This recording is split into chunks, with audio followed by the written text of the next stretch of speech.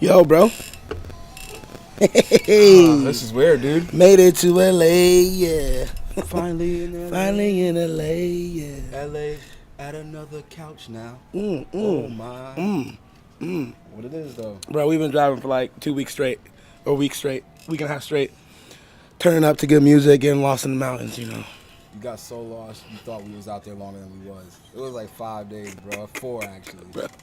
But that shit was crazy. For sure. I don't think I want to sit in another car for a while. Dude, bro. What's up? It's been fun. It's been good. Yeah, living the dream. America.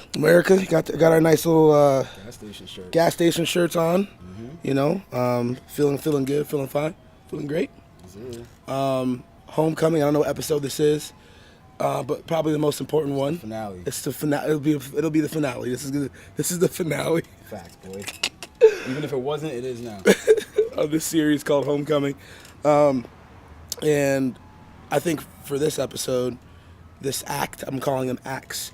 This might be the most ironic, most necessary one with the name Homecoming. Seeing the fact that you just moved your home to a place from New York to LA, correct? We are currently in, where are we at? LA? Koreatown. Koreatown. K-Town. What up? Where do I start, man? I don't even know. This might be this will be the easiest but hardest one, cause I know everything. Facts, boy. Don't ask me no dumb shit. Okay. Let's start here. We're brothers. We're happy. We're singing. And we're colored. Give me a high five. But so we're brothers. You are 2 years younger than me. 2.5 years older than you, my nigga. I'm fatter than you though. You look older. You've been through some things. I ate a lot. I've seen a lot of things. Seen a lot of food. I've been living more than you. I've seen a lot of food in a lot of places. Bro, so you were born 2 years before me, and in New York. Brooklyn, BK. Brookdale Hospital. What up? So I'm gonna just pretend I don't know your experience, because sometimes you can assume, with that stuff where you just kind of take for granted like someone's story. So I'm just gonna ask you, what was it like for you in growing up in New York, Queens mostly, back and forth, Brooklyn, Queens?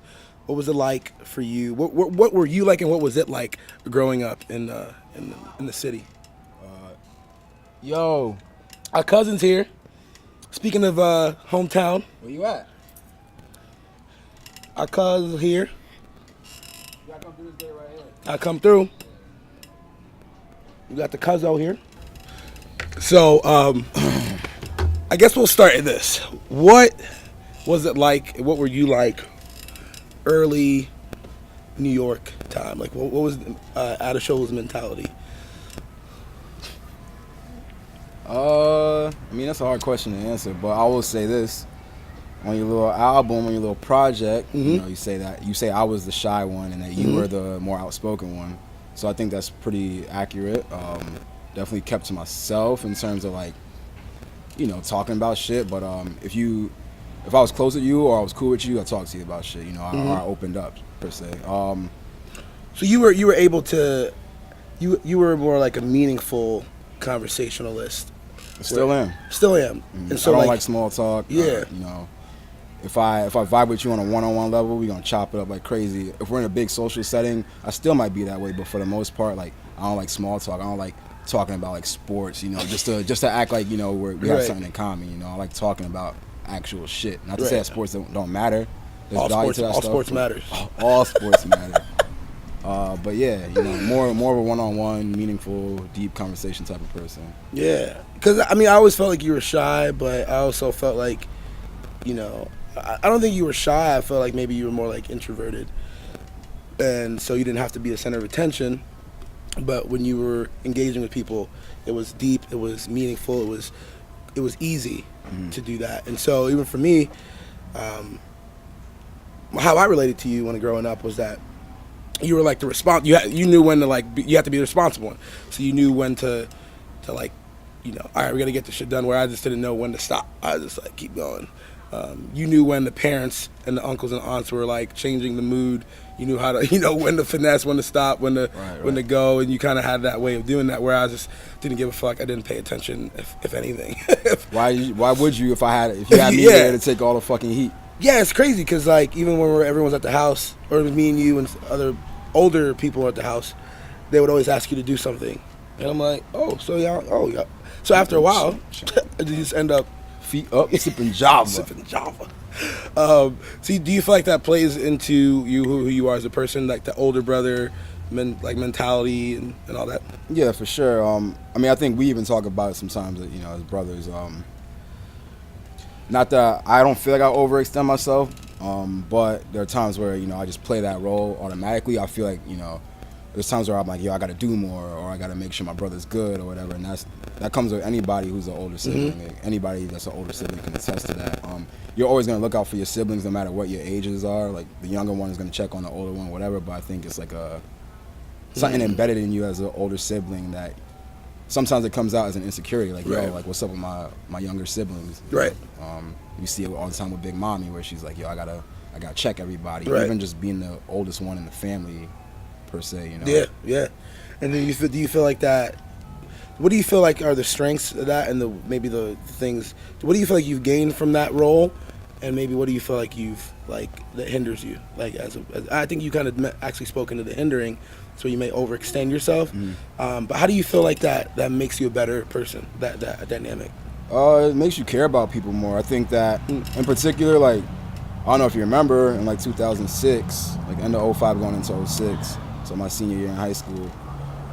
Growing up when we were in Cape Coral, Florida, in particular, not so much in New York. I hung out with all my friends and shit. I sneak out, do whatever. I hang out with my friends, and you kind of did your own thing.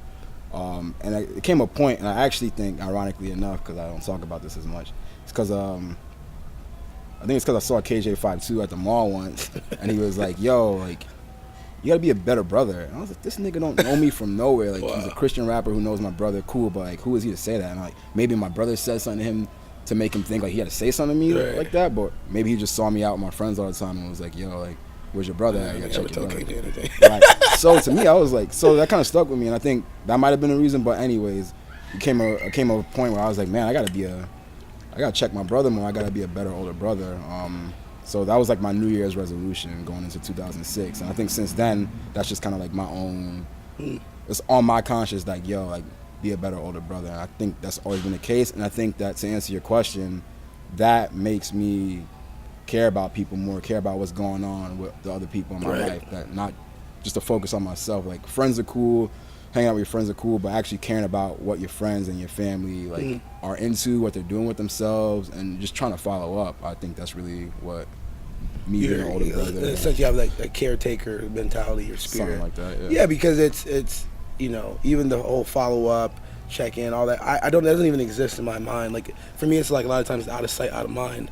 I don't know if I have the attention span, and I'll maybe a little bit deeper, take more responsibility. I don't know if I have enough. Like, I have large amounts of empathy face to face, but it sort of disappears when, and not that it disappears, but I'm like, literally my view is so narrow that it's so hard. Tunnel vision. Exactly. Thank you, Kodak. But Louder. I think it's interesting, and we always talk about the dynamics between when you do the things you gain and the dynamics of your family, and I think we talk a lot about that, and it's interesting to see that play out in your life with people, and I think not only with people I've seen it, but I think I've seen it with your career and what you're doing. Every time you've gone after something, it's been a very detailed, meticulous chasing after of something. You read up on things, you learn the thing, you study the thing, you practice the thing. You live and breathe that thing, and I think thrive or die, boy. Yeah, thrive or die. Where do you feel like that came from? That's a good question. All right, I think that came from when I was hanging out with Pay Up, when Pay Up was like still like maturing, before Sherelle, formerly known as Bang Boogie, got involved. back when Els was still ruthless and he was like in Orlando and he wasn't really, you know, in Southwest Florida making music with Jay and Andre.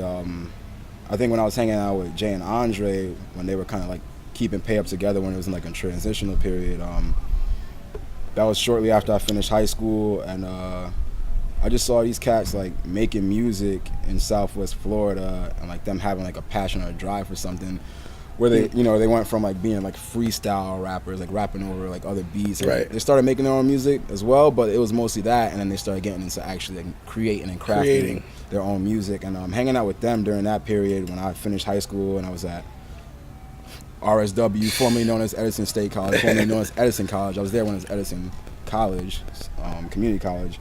I had no direction at that time, you know. When I finished high school, I hadn't taken the SAT or ACT, and that's because I didn't have any plans on going to college. And then, you know, mom was like super cool about it. For being a Nigerian woman, like she was mad cool about it, because she could have easily snapped and be like, "Nigga, you going to college, right?" She was like, "Yo, maybe you should look into taking some classes at Edison and just see how you like it." And I was like, "All right, bet." So I signed up and ended up having to take like a bunch of remedial courses because I didn't take SAT, ACT. Right. I had to take a placement test, did trash on it, and I had to take a bunch of remedial courses, and then I got into like the actual college level shit, got into philosophy club, stuff like that. But there was no clear direction at the time, and I was hanging out with Pay Up then, and their hunger and their drive was like influencing me a lot.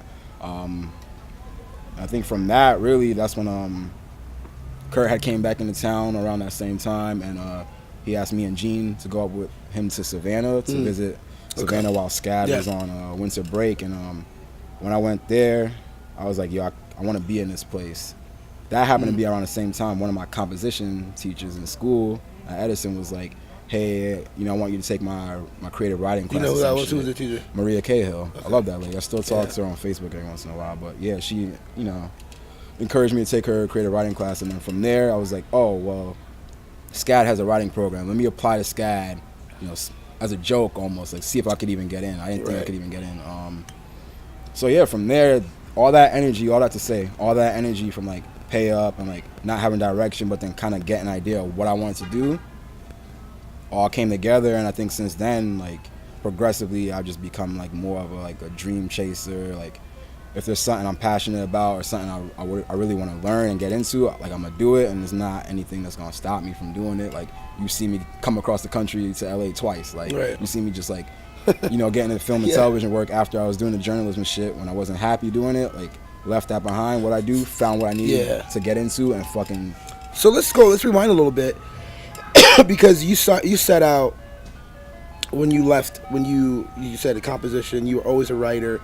What made you start to like writing in the first place? Because that's what you were kind of like doing for the most part early on. It's a loaded question, but from how I can answer it, I think I was just naturally good. Because when I looked back after Maria Cahill was like, "Oh, take my creative writing class," I was like, I kind of always been doing this shit. Like I always used to get good grades in like English and social studies too, but English for the most part. Like essays would come to me flawlessly, like easily, like no doubt about it. Like write this fucking essay about whatever and do good at it. I remember book reports in New York as a kid, like just like it always came easy to me. I never thought anything of it. I was like, everybody's supposed to be good at writing, you know, that's it.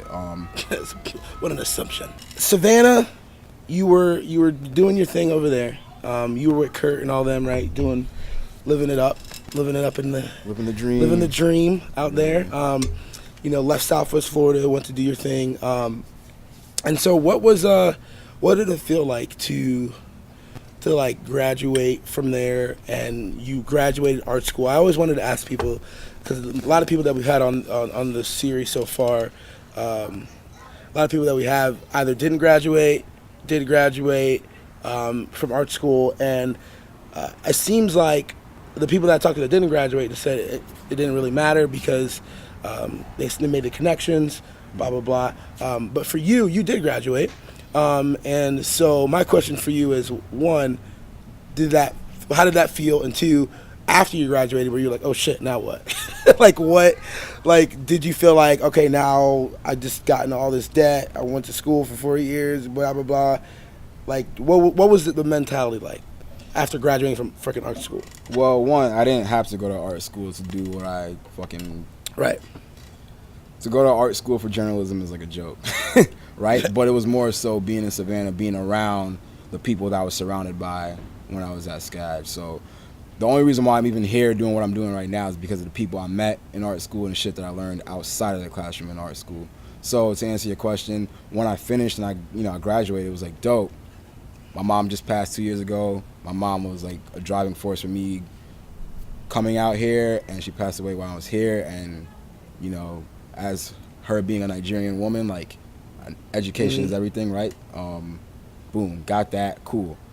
For me, it was like, I put my mind in something and I fucking did it. Like, this literally is something that I put all my energy into on my own, in terms of like, this is something I'm setting as a goal for myself to even go to SCAD. Went, finished it, even though there was mad hardships in between, mad financial shit in between that I thought that I was gonna have to drop out type shit, and I finished. Dope. When I was done and I went back to New York, then I was like, damn. Yeah, I bet. Yeah, that's crazy. So I think I'm interested to know, because I've talked to multiple different people, and I think our story is pretty obvious. We have a very similar connection to some of the things we've been through, obviously. So I'll just ask you, how did the death of mom, like, that almost took me out, as far as like, I wanted to quit school that summer. I didn't want to finish. So it's just interesting to see how resilient humans can be, because looking at you, I can go, why wouldn't you want to? You're in the middle of going to school and your mom dies. How is it like trying to write essays you got to turn in and do work on your portfolio, and at the same time you're going through a large amount of hurt? How does that happen? Like, how does one? Can you explain it, or is it unexplainable to you? I can tell you this: it's not easy. It came out in all my writing. I could have been writing about whatever the fuck I was asked to write about, and somehow that pain came out, right? I will tell you this: at one point, you say it almost took you out. I was on the verge of losing my will to live. Because to lose your parents is hard, right? But there's something about a mom. That's the person who loves you unconditionally no matter what. You could have that significant other that loves you very much, and you do certain things and they're like, fuck, like, we're getting a fucking divorce or whatever, I'm breaking up with you. Your mom might get tight with you about certain things, but your mom's gonna love you regardless. Your mom's gonna look out for you regardless. You'd be 1,000 miles away, your mom's gonna check in on you damn near every day, and there are exceptions to that, right? But mom was like that, Sometimes I get annoyed, like, my mom hit me like every day. I'm in class, like, whatever. But when you lose that, or when that's taken away from you, or when that person leaves, it's hard. And I think for me, I fucking fought through it, but I felt myself like losing the will to live. Like, I just didn't really feel like I could do it. And I pushed through it. And obviously, I'm still here. But to answer your question, it wasn't fucking easy. Yeah. You said it came out in your writing. I think that's very interesting about. I feel like some of the greatest people I know, not even know of in any industry, whether it's music, filmmakers, directors, artists, whatever. Like, the amount of greatness they have also equals the amount of pain they have. Mm-hmm. Some of the most prolific people, I know some of your inspirations, Kurt Cobain, like, Jimi Hendrix, like. Like, especially the comedians, very troubled people, but also highly skilled and gifted people. Mm-hmm. And so I could say the same about you. I could say the same about me. Right? We've been through a lot of shit, but we also have a lot of great things happening. I would say my question would be, do you see that connection, and what do you think about it? Like, those two things existing in themselves, like, what's your thoughts on that? It's like when you asked me the other day about it, it was like the comedy tragedy thing, Yeah. I think in order for you to have one, you need the other, and I think for great things to be produced and for truly meaningful, heartfelt things to be out in the world from someone, they also have to have been someone that's dealt with the opposite end of that. You gotta have the whole spectrum. There's no such thing as like somebody that can create some great, ill, deep, heartfelt shit without having been somebody that's dealt with pain, loss, like tragic shit. Like, you have to. To me, you have to have those experiences. Yeah. I mean, we all had them in our own way, shape, or form to a certain degree. But a lot of us want to be a Jimi Hendrix, a Robin Williams. What we don't, I don't know if we understand the amount of darkness that comes with it. And people I think some people even say that about my life. You know, wow, you got, but like they don't realize that all that great stuff is fueled by a lot of the pain, and it's taken both with it. And so, what do you think about like Chester from Linkin Park? Did they have? That's one of those things where it's like, I still haven't even talked about that really. I talked about it once when I was really fucked up, but I don't know. It makes me really sad because, like, I mean, Hybrid Theory affected all of us, right? We all loved that album, right? And I think, anytime there's a musician or artist that dies in that way, in the form of taking their life, it always has and it always will resonate with me. That makes me sound like a tragically flawed soul, but I think that I've always just identified with those kinds of people because, for you to die is one thing. For you to take your own life, like people call those people cowards and shit. That's not a coward. Like that takes courage to fucking kill yourself. Like in some backwards type of way. It's not something you do easily. Like maybe taking sleeping pills or something like that. But to fucking like hang yourself or like shoot yourself, like you're making a decision. And I think that, at the end of the day, it's really sad. And he's been a part of a band that like created like a lot of awesome moments. And I think the signs were always there. I mean, God, the essence of Linkin Park is mental health, darkness. Yeah, all their fucking first videos were all like numb and like I mean, and so I think that's what makes it even more eerie. Yeah, because now you go back and listen and you're like, wow, okay, like that's wild. Wow. Yeah. My cousin right here. This is my cousin from Jersey, out here chilling in LA, making moves, running the world. But here's the mark of the makers. Talking about a lot of the pain you've been through, and some of like the trials and tribulations you had to like get through college. What was your mentality? I mean, first off, as just an outside, not even your brother, I want to say that I'm super proud of you. Just looking at you from afar, if I didn't know you, I'd be like, dude, that guy is inspirational. Obviously, as my brother, you're inspirational. Sensational. But from afar, I just, objectively going like, dude, you've just been through a lot, you've overcome a lot, and you're doing great things. So one, congrats on like making it through college, not giving up on yourself and making it through that. Man, that's crazy to lose both your parents in that short amount of time and a very vital time. So congratulations. I'm sure your mom will be proud of you. You're a wild nigga, son. And as a brother, I would say that it's been a cool journey because you've inspired me. Because I've been in the same place where I didn't want to keep going. I've been in the same place where it was hard to keep going and hard to see the light at the end of the tunnel and see and try to bring meaning to why. And for me, I was in an environment where hope was like very accessible right away. This narrative of God and Jesus kind of all being played at you. So even for you, it must have been even harder because you weren't like in like this church world and people just giving you all these answers. And then in a way, on the back end, it screws me up because people try to give me some really, really, really simple answers for some very complicated, complex things. So either way, it's maybe harder for you on the front end, but definitely hard for me on the back end because people try to give reasons to why your mom dies, and they're like, "Well, God did that so that you could help other people." And it's like, nah, nigga, I didn't ask him to do that. First off. And that seems very backwards. It seems very backwards that God's gonna kill somebody just so that you can just help other people that He kills. So that doesn't make any sense. Anyways, this is beside the point. I will say, what are some of the, we'll get to a little bit like maybe later, like more so like now, but what are some of the highlights of like you up until you graduated? Like what were some of like the best parts of being in Savannah, and like what were some of the things you just remember and love? Psychedelics. Yo, tell me about your first like trip, because wait, before you tell your story, I was in New York a couple days ago, and I was with my boy Taylor, and I smoked a whole lot of weed, and I smoked myself out to where I sort of started having these like trippy. The best way I can explain it is I was in this revolving door of acting where I was like, I'm gonna go here, and I'd do it again. And I'm like, what the hell's going on? And it scared the shit out of me. I've never You were, done like, trapped in a loop.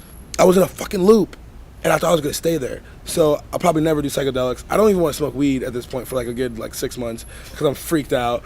Like, but what was your first trip like? What was that like? Psychedelics are interesting. My theory, my mindset is that you don't try to explain a trip to someone who hasn't tripped before because you just sound like, you know, a fucking whack job. Like, it's like, not even like you sound crazy, but it doesn't sound like anything. Right. It's like, okay, whatever. But I will say this, I took acid. I took acid. I always said I would never take acid, and it was like first psychedelic I did. But I took acid with some friends, and it was just like the illest shit, you know what I'm saying? Exploring Savannah at night, actually, and everything. I just felt in tune with the fucking universe. It's the best way I could put it. Like everything was perfect. What's the best movie that has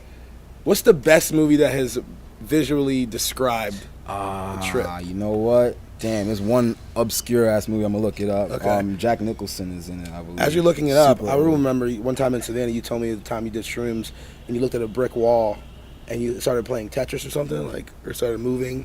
Maybe that was Kurt that told me. I don't know. That wasn't me. You said like the brick walls are like. Nah. What I will say is that like wood grain patterns and textures from my tripping experiences, like, you know, there's a term that people use who trip called breathing. Like, certain things start breathing, and like for me, looking at wood grain or looking at like a wood floor, there's this thing that happens where, you know, like the shape, like the brown fucking shapes in wood patterns, those like were fucking swirling around type shit. But like that all sounds like fucking crazy. You hallucinate. Nigga crazy, bro. He's hallucinating. Oh my gosh. Okay. So. But that said, sound crazy, right? We get oxygen from fucking trees and fucking wood.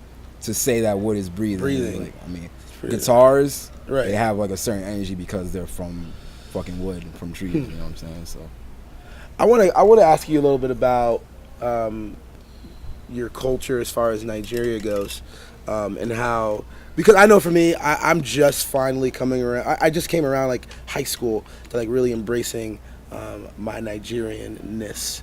You know, moving to Florida was definitely hard to do that. At least for me, my insecurities, right? Mm-hmm. So we grew up in a Nigerian family, Nigerian home, pretty much in New York, but it's pretty well damn near Nigerian. So does that, like, what sort of characteristics can you identify in Nigerian culture? Like, first off, just like regular social stuff. What are some things that you think identify Nigerian culture? Intensity, education, good ass food, yeah, loud, passionate, yeah, loving, sketchy sometimes. Jollof rice. Yo, tell me about the food. Tell me about this. Let's break down this food real quick. Bruh. It's one of the hardest things to describe to my friends because I'll be like, it's like the greens. They're like, oh, like collard green, like green bean. I'm like, nah, I mean, like, no. I mean, but yeah, but no. Like, you know, like I show them a picture and they're like, oh, it's like mashed potatoes. Like the eba. Oh, it's like mashed potatoes. I'm like, no, stop. I think for me the simplest way to describe like the basics of it is like you have a starch, you have a stew and some veggies maybe, and then you have your meats, right? And so it's like a little trifecta. Trifecta. You know what I'm saying? And we use our hands. Yes. I mean, you could use a utensil, but niggas is looking at you. Nah, you can't. You really can't. Like they'll ask you, like they're checking you. Mm-hmm. Like Big Mom did that the other day. Like, you want a fork? I was like, yo, if I said yes, you might throw the fork at me. You might take the food away from me. You're supposed to say no. You're supposed to say no. And you've been to Nigeria? 2 times. We went one time together. Tell me about the first time you went to Nigeria, because that was without me. Dicks. You tight? Families. Families are doggy? assholes. You mad, doggy? Yo. They had to pick one from our sector to represent. Wally knows. He knows how it is to be younger brother. The older brothers get shit. You don't get to do shit. Tell me a little bit about Nigeria, man. How was that? How was going the first time you went?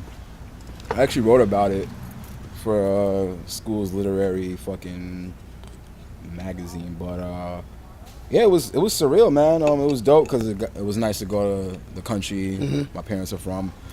But when we landed at the airport in Lagos, which is the former capital, but it's essentially the New York City of Nigeria, we touched down. I'm super like regular dressed. Like, I'm wearing like fucking camo shorts, maybe white t-shirt, some black shoes or whatever.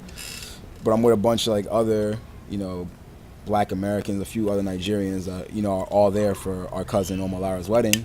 We all link up at the airport and we're waiting for like these vehicles to come pick us up. These imaginary vehicles that are coming to pick us up. Because we were there for like 2-3 hours waiting on these shits, right? At this point, we're standing outside the airport waiting on the vehicles. And God bless Nigeria, man. But the police, who are essentially military, they're not carrying handguns. Yeah. They're carrying fucking machine guns. With the AK. They out here with the AKs. You know what I'm saying? These niggas is like looking out for us so like people don't try to like run up on us and like try to take our shit or whatever. And eventually the vehicles do come. We pack the vehicles. And at one point, one of the police were like, okay, I protected you. Now what do I get? Like, put his hand up, like basically want some money. I'll never forget this nigga Junie, bro. This nigga's like, nah, we don't got nothing. Nigga Junie, man, he's like, yo, we're not getting. So it's just a different culture. I mean, as far as the mentality. I mean, gosh, they know how to party. Yeah, man. They know how to have fun. They're very intense, though, very serious. I remember going. We had a couple different stops on the way, and. It's fun, but it's also a little bit, a little intense. But yeah, man, it's funny talking to you about our dad and how he has these Nigerian tendencies. And you were actually the strip telling me a little bit what you see me and him, and it's very interesting because I tend not to think about that too much about how my Nigerian in me is affecting me, and Dad's Nigerian mentalities affects us as a whole. But so we talk. I mean, we could talk. God, we could talk for 18 hours about this. But kind of want to fast forward up until like maybe the last couple years of your life. And I think the way I would define the last 3-4 years of your life. Obviously, you could say your whole life, but I would say thrive or die is like what you've been doing, what you've been championing, what you've been living out, and what is that? So what does that mean to you? What does that phrase mean to you, man? Thrive or die means a lot of things to me, but I think that it kind of came to me like around the time that it was like within a year of Dad passing away. I just finished college and I was doing, journalism, blogging shit in New York, and I was doing some ill shit basically, but it wasn't feeding me. I couldn't take care of myself essentially, and I was like, yo, it's not the route I need to be going. So I had to like revamp my whole shit, and it kind of came to me when I was like, staying on many friends' couches and like figuring my shit out, and I was like, bruh, like I've been through too much to go out this way. You know what I'm saying? Like to lose like the will to live or to lose drive to like do some ill shit. So instead of like wallowing in my shit, I was just like, fuck it, like I'm gonna get it. And it was like thrive or die. I gotta thrive or die. Like, so to me, thrive or die is literally, you don't have to be like the wealthiest motherfucker in the world to thrive. You don't gotta be somebody who has like mad shit to be somebody that's thriving. When I say thrive or die, it's like whatever it is that your hustle is or what you're going for, like go for that wholeheartedly, go into it. Don't like half step that shit. You go into it. You know what I'm saying? You make that shit happen, or you die trying. Like, get rich or die trying. Like, I think 50's mentality wasn't necessarily like, oh, just get money, or I'm gonna die getting money, or trying to get money. I think it's all about like the mentality of, like, what do you say to yourself that pushes you to go for your shit.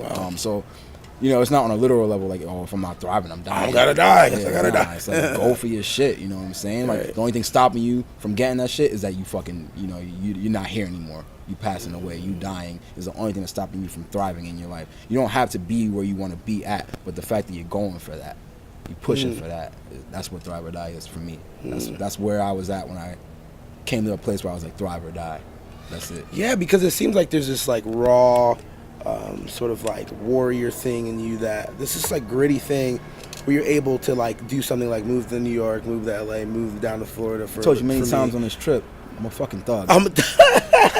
you're able to like reset. That takes a lot of. You're able to keep grinding it out. You're able to, for me, I'm a fat nigga. I like to eat good food. Like, so for me, it's like I have I have a quality of life that I want to live, that I want to give up. So I tend to like not sacrifice things. But you eat ramen every day for 10 years. Like for the greater purpose of something getting there. That's hard to do, man. How do you reset the way you have a couple times, like, from New York to LA to New York to LA? How was that? Like, 'cause I know, we've seen that happen with you. So how has that been for you? I just know what I'm capable of. I know what I need in my life. I know that when I'm in Los Angeles, California, it's me at my best. I could honestly be in New York and be doing this film and television stuff that I'm doing here and be fine, but the quality of life in New York isn't for me, for the level that I'm at as a person. I just know that the quality of life here is better, and that's a very subjective thing to say, but I think that my friends in New York who are living beyond their means to a certain point, they're paying a lot for rent and they're living in a fucking closet. You know what I'm saying? I'd rather be spending that money or taking that energy that I put into like my lifestyle in New York and like set my roots here, as opposed to being in New York and being a starving artist and like that actually literally be showing in the way I'm living. It's like to be living in a fucking closet or whatever. So for me, it's just like knowing why I do certain things. So to an outsider, it's like, oh, well, Adeshola left New York and moved to LA, and then left LA, went to Florida, went to New York, went back to LA. Sounds insane, right? But I did all those things for a reason. I did certain parts of those for certain people. Like, you know why I went to Florida, you know what I'm saying? And I went to New York for a reason. And I'm back in LA because this is where I wanted to be this whole time. I sacrificed that for people because they're people I care about. But essentially, like, no matter where I go, I know what I'm capable of and I know where I need to be to really thrive in my life, and that's here. So that's why I'm back. Yeah, the great philosopher Quavo said, "Why can y'all recognize that we all came from sacrifice?" Sacrifice. Damn. So this series is called Homecoming, and I guess what I wanted to hone in on with you, even though I could talk about everything with you, what do you feel like some advice for people in Southwest Florida? As you've been in New York and LA, two big cities in America, and you've grinded out on the bottom and made your way to different levels, right?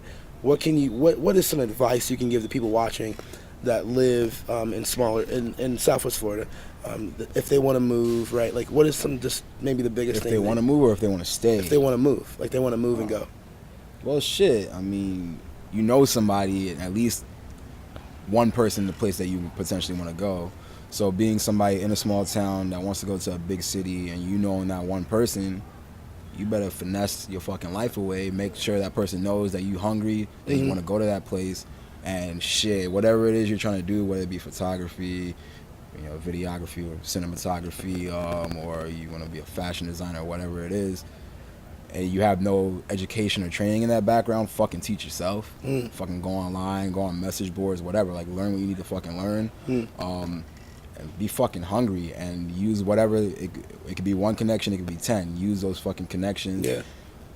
Help them in their own way so that it's like a reciprocated thing. Yeah, you're not misusing them, right? So many people looked out for me, but you know what? I've looked out for them the best I can, and I've looked out for other people. I've put that energy back. What do they call it? Pay it forward or whatever. Right. Like, you know what I'm saying? So like, I put.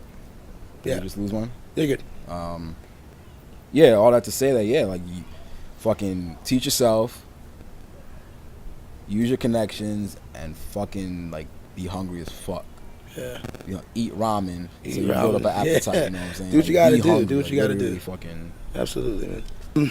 So, man, I know we've put your life story into like 50 minutes, but just to end, man, is there anything that you would like to just say to the people, to me? Just last thoughts. I'd like to do that. Like, just like, I think we're gonna do a couple more of these probably. We're gonna keep doing some stuff at some point, but for this to wrap this one up, anything you want to say? It could be funny. It could be. All right. Yeah, I got something. A wise old friend once told me, You got to get it how you get it and keep it moving. Keep it moving. That's what I'm going to tell y'all, man. Shouts out to Gene, the philosopher. Facts, boy. Gene, what up, what up? I mean, that's it, man. Get it how you get it. Get it how you get it. Yeah. Yeah, man, I think Southwest Florida is proud to have you, to claim you, even though you don't claim us. I claim Southwest No, I'm Florida. playing, I got a I'm playing. feature script, bro. I got a movie about. Yeah, about man. Cape I Coral, think man. we love one of the biggest reasons why I want to do this series is so that we can champion the people that are going out and do things. So that you have a home. So you know, like, yeah, we always got your back here. So that people could learn from you, your experiences, yeah, mostly though just to go like, man, like I think a lot of people get mad at people that move away. Like, oh, you fucking left. You get mad at people. Yeah, I do get away. mad, but I turn that into good energy, and I fucking get you on this shit. And I'm here, but so that I get shows you. frustrated, not mad because I want the talent to stay, but instead of complaining or getting mad, I've now started to make decisions. And that gives you connections in other cities, man. Absolutely, and so I want to act on that and go like, okay, how can we just highlight and learn from these people that are doing these things? So, man, thank you for being on. I literally got to catch a flight in a couple of hours. I'm taking you, nigga. What are you talking about? To back to the homeland, not Nigeria. LAX to what's Fort Myers? Yeah. RSW. RSW, baby. Mm-hmm. But hey, man, love you. Love you too, brother. man. Thanks for having me, bro. Yes, sir. We out. We out.